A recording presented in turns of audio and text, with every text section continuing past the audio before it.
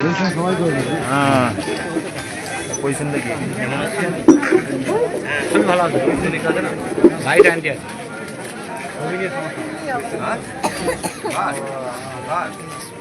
সাথে সভাপতি এবং ডিওয়াইএফআই ও ডিওয়াইএফআই ডাকে আগত সমস্ত সাধারণ মানুষ। নয়ন বলছে যে ট্রেনটা এলে আমাদের কথা ট্রেনে লাইনে বসেই বলতে হবে। এখন কর্তৃপক্ষ বুঝে গেছে যে ভাতার ডিওয়াইএফআই দাঁড়িয়ে আছে, বলে আবার গাড়ি আটকাবে আরজি করার মতন, ওই জন্য কর্তৃপক্ষ নিজে আটকে গেছে এখন।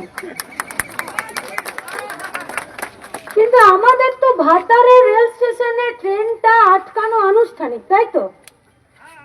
আমরা কি সত্যি সত্যি ট্রেনটা বন্ধ করে দিতে চাই? এই ট্রেনের লাইন আর পিছনে যে পুলিশ দাঁড়িয়ে আছে ওর ইউনিফর্ম থেকে শুরু করে পেটের ভিতরে যে ভাতটা গজগজ করছে সব আমাদের পয়সা। তাহলে এই ট্রেনটা আমরা বন্ধ করতে চাই না তো। किंतु जिसके कानों में बात नहीं पहुंचता उसके कानों का ताला खोलने के लिए धमाके का जरूरत पड़ता है। এর বেশি কিছু নয় তো।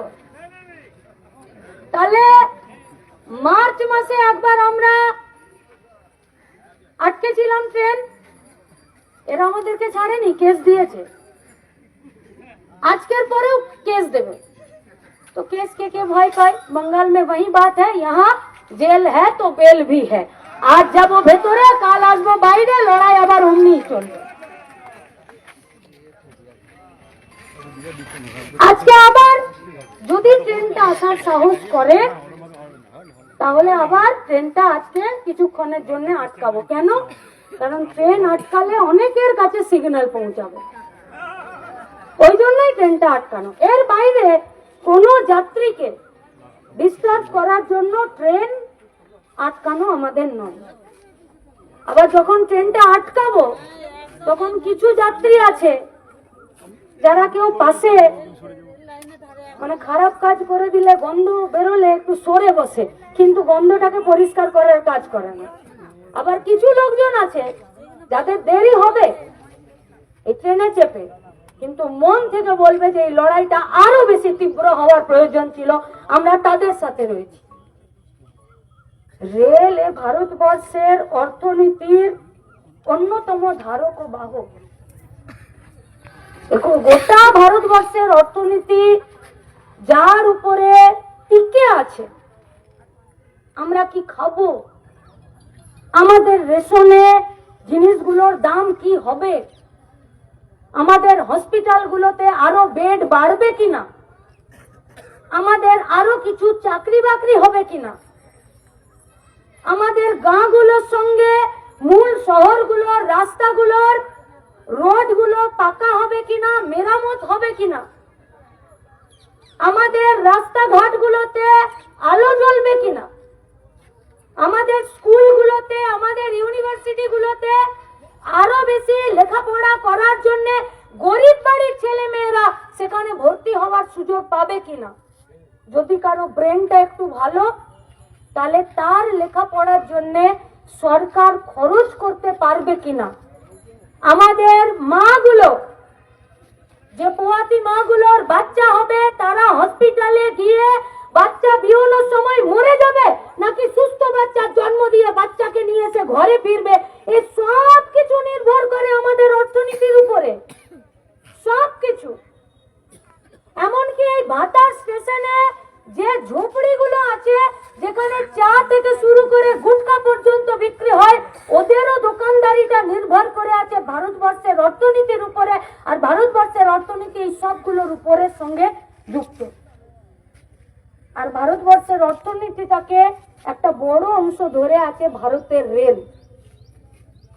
এই রেলটাকে বলা হয় ভারতবর্ষের লাইফ লাইন, জীবন রেখা। সেই রেলটাকে एरा बाप का सामान समझ के ये लोग बेचना चाहते हैं, उसके खिलाफ हम लोगों का लड़ाई है, उसके खिलाफ।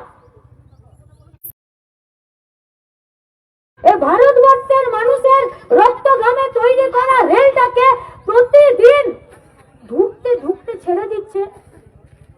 অয়ন বলল, ধ্রুবও বলল, সুভাষিস আমাদের মাস্টারও বলল যে 22,000 আর 3.5 লক্ষ শূন্য পদ আছে।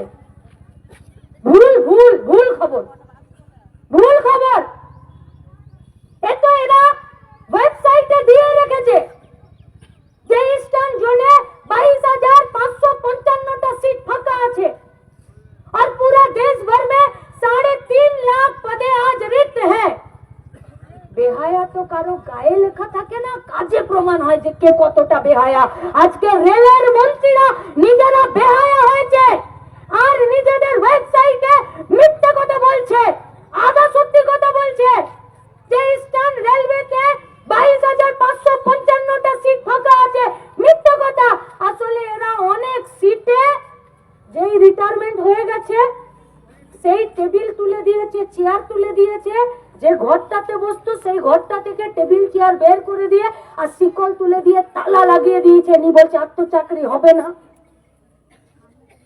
আইন করেছিল দেশের সরকার, इस भारतवर्ष की सरकार कि रेलवे का पदे रिक्त ज्यादा देर तक नहीं रखा जाएगा, ज्यादा दिन तक वैकेंसी रखा नहीं जाएगा। क्यों?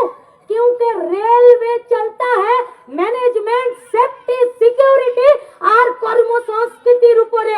তাই এখানে শূন্য পদ থাকা মানে অ্যাক্সিডেন্ট বেড়ে যাওয়া, এখানে শূন্য পদ থাকা মানে রেলের প্রতি মানুষের ভরসা চলে যাওয়া, আর রেলের প্রতি মানুষের ভরসা চলে যাওয়ার মানে হলো দেশের অর্থনীতি দুর্বল হয়ে যাওয়া।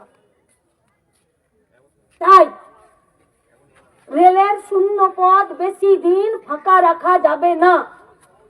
দেশের সরকার, সাধারণ মানুষ, রেলে কাজ করার কর্মচারীরা একত্রে ঠিক করেছিল যে যদি প্রত্যেক দিন বিজ্ঞানের প্রযুক্তির উন্নতি ঘটছে, প্রত্যেকটা দিন আমরা এগোচ্ছি, তাহলে সময়ের নিয়মে যদি এরকম কোনোদিন হয় যে কোনো একটা চাকরিতে আর এখানে লোক নিয়োগ করার প্রয়োজন নেই, তাহলে একটা নির্দিষ্ট সময় পর্যন্ত আমরা দেখব, তারপরে সেই পদটা সারেন্ডার করে দেব।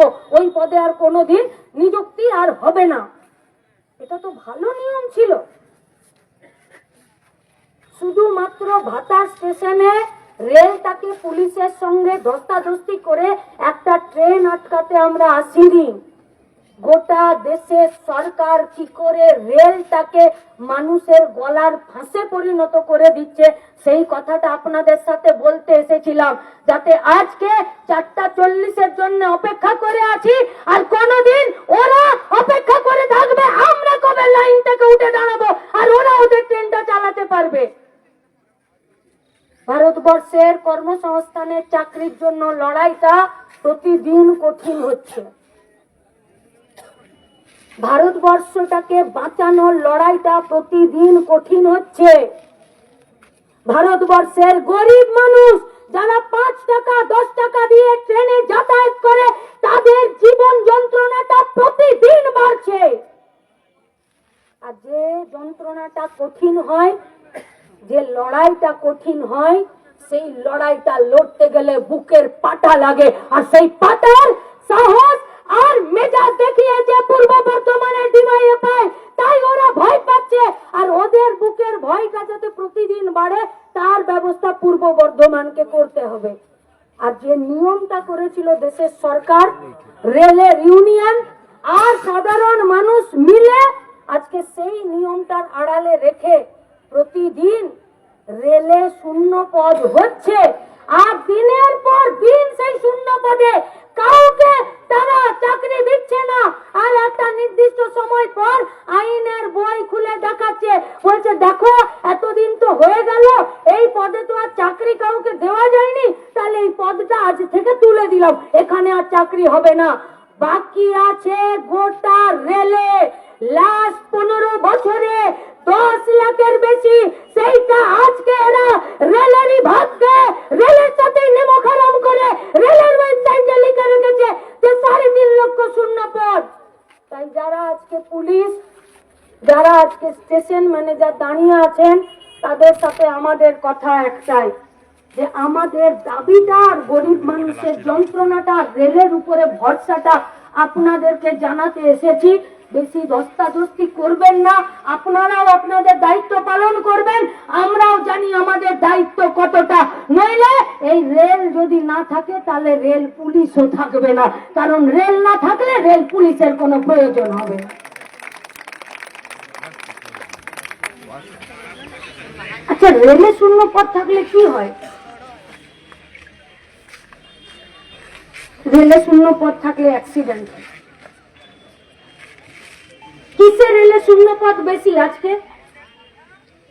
সেফটিতে শূন্য পথ বেশি। এই তো 4 দিন আগে শালিমার থেকে একটু আগে 4টা কামরা ট্র্যাক থেকে নিচে পড়ে গেল। কেন পড়ে গেল? অথচ দেখুন, প্রতি মাসে শনি রবিবার করে আজকে এই ট্রেন বাতিল, কালকে ওই ট্রেন বাতিল, পরশু ওই ট্রেন বাতিল, এখন লাইনের মেরামত হচ্ছে। খুব ভালো কথা, করছে কারা গো? কারা লাইনের মেরামত করছে? হলুদ হলুদ জ্যাকেট পরে কন্ট্রাকচুয়াল লেবাররা। এই কন্ট্রাকচুয়াল লেবাররা কারা? আকাশ থেকে পড়েছে? না, আমাদের বাড়ির ছেলে মেয়েরা, MA pass, BA pass, graduate, সেই সব ছেলেপুলেরা কাজ করছে রেলের ট্র্যাকের মেইনটেন্সে, সেফটিতে, সিকিউরিটিতে। তোমরা তাদেরকে ট্রেনিং দিয়েছো? ট্রেনিং দেয়নি। কাদেরকে দিয়ে রেলের লাইন ঠিক করাচ্ছ? ঠিকাদারকে দিয়ে রেলের লাইন ঠিক করাচ্ছ। ও তো ওয়ার্ক অর্ডার পেতে আর ইউটিলাইজেশন সার্টিফিকেট দিতে আর কাজের টাকা তুলতে ব্যস্ত। ওর রেলের প্রতি কোনো আর মান সম্মান আর রেলের প্রতি কোনো তার দায়বদ্ধতা আছে? কত বেতন দিচ্ছ? হলুদ জ্যাকেট পরে আছে আমাদের বাড়ির ছেলে মেয়েগুলো, তাদেরকে। আচ্ছা, এখানে রেল পুলিশ আছেন, আমাদের যেতে যেতে বলে দিয়ে যাবেন কত বেতন পান। স্টেশন মাস্টার বলে দিয়ে যাবেন কত বেতন পান।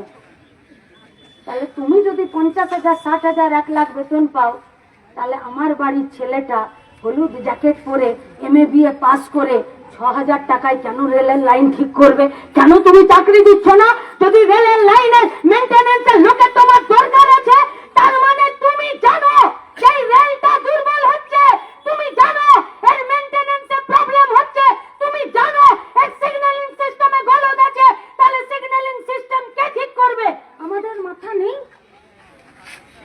আমাদের মাথা, আমাদের কাজ করার আগ্রহ নেই, আমরা লেখাপড়া শিখছি না। আমাদের স্কুল কলেজগুলো কেন ফাঁকা হয়ে যাচ্ছে? কারণ আমাদের যাদের মাথা আছে, আমাদের যাদের শিক্ষা दीक्षा আছে, हम लोग जो लोग काम करना चाहते हैं, आप लोग हम लोगों को रिक्रूट नहीं कर रहे हैं, इसीलिए हम लोगों का घर का गांव का बच्चा ये सब এরা স্কুল ছেড়ে দিচ্ছে। আজকে বলছে পড়াশোনা করে চাকরি নেই। দেখেছেন এখান দিয়ে কোনো মালগাড়ি যায়? এই ট্রেনটা এই লাইনটা দিয়ে যায়? মালগাড়ি যায়? কি হলো? যায় না। মালগাড়ি যেখানে যাবে সেখানে দেখবেন মালগাড়ির গাড়ি মানে গায়ে কি লেখা আছে? বলবে সব থেকে বেশি এত টন মাল বহন করা যায়। কত? এখন কত হয়েছে আমি জানি না, 60 বা 80 টন। কিন্তু একটা ওই মাঝখানের বাক্সগুলোকে নিয়ে এসে আর ওজন করাবেন তো 110, 120, 140, 150 টন করে নিয়ে যাচ্ছে। তাহলে 60-80 টন মাল যে বাক্সটা বইতে পারে, সে যদি 150 টন মাল এই লাইন দিয়ে বয়ে নিয়ে যায়, লাইনটা ঠিক থাকবে? থাকবে? তাহলে ট্রেনের বেশি প্রয়োজন আছে কিনা? আছে তো। তাহলে বানাচ্ছ না কেন বাবু তুমি? বলছে আমি যদি ট্রেন বেশি বাড়িয়ে দিই, আমি যদি ট্রেন বেশি চালিয়ে দিই, তাহলে আম্বানি কাকা রেগে যাবে আর আদানি কাকা রেগে যাবে, তাই আম্বানি আদানি কাকাকে লাগা যাবে না। তাই এই ট্র্যাকটাকে বলে দিতে হবে দুর্বল ট্র্যাক, তারপরে বলতে হবে আমার পকেটে পয়সা নেই, তারপরে বলতে হবে যে আম্বানি কাকা আদানি কাকা তুমি আমাদেরকে একটু পয়সা দেবে, লাইনটাকে ঠিক করব। তখন ও বলবে যে তোমার লাইন আমি ঠিক করে দেবো, কিন্তু এই লাইনে আমি ছাড়া আর কাউকে চলতে দেবো না। তখন সরকার বলবে ঠিক আছে তুমিই চালাও এইটাতে। অমনি করে করে গোটা ভারতবর্ষের লাইনগুলোকে জামাই আদরে আম্বানি আর আদানিকে যৌতুকের মতন দিয়ে দিল। কোথায় যাব আমরা? আচ্ছা, ট্রেনের টিকিট হয় তো? টিকিট হয় তো ট্রেনের? আচ্ছা, টিকিট কাউন্টারে যদি আমরা একটু সমকালে পৌঁছে যাই, মানে ট্রেন আসবে আর কোনো কারণে আমার পৌঁছাতে স্টেশনে দেরি হয়ে গেছে, আর টিকিট কাউন্টারে গিয়ে বলবো তাড়াতাড়ি টিকিট দিন, তাড়াতাড়ি টিকিট দিন, আর তখন যিনি টিকিট দিচ্ছেন তার যদি 1 মিনিট অন্য কোনো কাজে দেরি হয়, তখন আমরা কি বলি? এই জন্যই রেলটাকে প্রাইভেট করে দেওয়া দরকার, এরা আমার দূরত্বটা, আমার গুরুত্বটা, আমার দেরিটা বুঝছে না। আমরা গালিগালাজ করি তো গালিগালাজ। সেই গালিগালাজের চক্করে আমরা কি বলি? 10টা 5টা সরকারি বাবু। হ্যাঁ আছে, দোষ আছে, সরকারি বাবুদের প্রচুর দোষ আছে। মানুষের কাছে সরকারি পরিষেবা পৌঁছে দেওয়ার ক্ষেত্রে তারাও নিজেদের সঠিক কাজ করে না, কারণ এই ভারতবর্ষে, পশ্চিমবঙ্গে কাজ বাজ কারো দেখার কোনো দরকার নেই। কিন্তু টিকিটটাতে একটা কাগজে বেরোতো নাকি চিপে বেরোতো? কিসে বেরোতো টিকিট? এখনো কিসে বেরোয়? কাগজে। তাহলে রেলের কাগজ তো পাড়ার দোকান থেকে রিম কিনে নিয়ে যায় নাকি? তাহলে রেলের তো নিজস্ব ইনফ্রাস্ট্রাকচার পরিকাঠামো আছে, যেখানে টিকিট, যেখানে রেলের আরো 5টা কাগজ, যেখানে সেখানকার জন্য যে আমাদের রিজার্ভেশনের হয়, লিস্ট হয়, এই সব কিছু নিয়ে এই গোটা ভারতবর্ষে 14টা রেলের প্রেস ছিল। প্রেস শুধুমাত্র হলুদ জ্যাকেট পরে ট্রেনের লাইন ঠিক করার কাজ নয়, শুধুমাত্র ট্রেন থেকে নোংরা পরিষ্কার করার কাজ নয়, শুধুমাত্র প্রত্যেক দিন 12 ঘন্টা 24 ঘন্টা ডিউটি করে যার খাবারের ঠিক নেই, সবার ঠিক নেই, যার পোশাকের ঠিক নেই, বাড়ি যাবার ঠিক নেই, সেই ছেলে মেয়েগুলো প্রত্যেকটা দিন রেলে ক্যাটারিং এর আন্ডারে, এসিতে, নন এসিতে যারা প্রতিদিন সার্ভিস প্রোভাইড করে, শুধু ওই কাজ নয়, যারা একটু লেখাপড়া করেছে তাদের ওই ক্লারিক্যাল জবের জন্য প্রেস গুলো দরকার ছিল। ভারতবর্ষ का मोदी का गवर्नमेंट 2014 के बाद 14টা প্রেসের মধ্যে 9টা প্রেসে তালা দিয়ে দিয়েছে। तृणमूल बोलता है कभी बीजेपी का खिलाफत में ये बात? कोई पाड़ा में आकर बोले हैं तृणमूल दे देखो আমার পুরনো বন্ধু ভাইটা শুভেন্দু, ও এখন বিজেপি করছে, এর দাদা 9টা প্রিন্টিং প্রেসকে বন্ধ করে দিয়েছে? বলবে না। কেন? যদি মুখ খোলে তো ভাইপো গপ হয়ে যাবে, ওই জন্য মুখ খুলবে না। পশ্চিমবঙ্গের কোন প্রেসগুলো বন্ধ করে দিল? সাতগাছি প্রেস, একটা ভারতবর্ষের মধ্যে সব থেকে বড়, তার মধ্যে অন্যতম, বন্ধ করে দিল। শ্রমিকদের কথা শুনলো না, রেলের साधारण মানুষের কথা শুনলো না। प्रेस बंद हो जाने का मतलब है वहां पर जो रिक्रूटमेंट था वो भी बंद हो जाएगा। उसके बाद এবারে হাওড়াটাও বলছে 14টার মধ্যে 9টা আগে বন্ধ করে দিয়েছে, আর বাকি 5টা ছিল, সেই 5টার উপরেও খাড়ার ঘা ঝুলছে। তাহলে ভাতা স্টেশনে রেল অবরোধ, শুধুমাত্র কাটোয়া বর্ধমান লাইনে ট্রেন বাড়ানো, ট্রেন চালানো, আর কাটোয়া আহমেদপুর লাইনে ট্রেনের সংখ্যা বাড়ানো বা ডবল লাইন করা নয়, আসলে গোটা রেলটাকে বাঁচানোর কথা। এ লড়াই এটুকু নয়। পূর্ব বর্ধমান জেলা ডিওয়াইএফআই কে লাল সেলাম। রেল বাঁচানোর লড়াইয়ে ভাটা স্টেশনকে, আমারুন স্টেশনকে, কাটোয়া বর্ধমান লাইন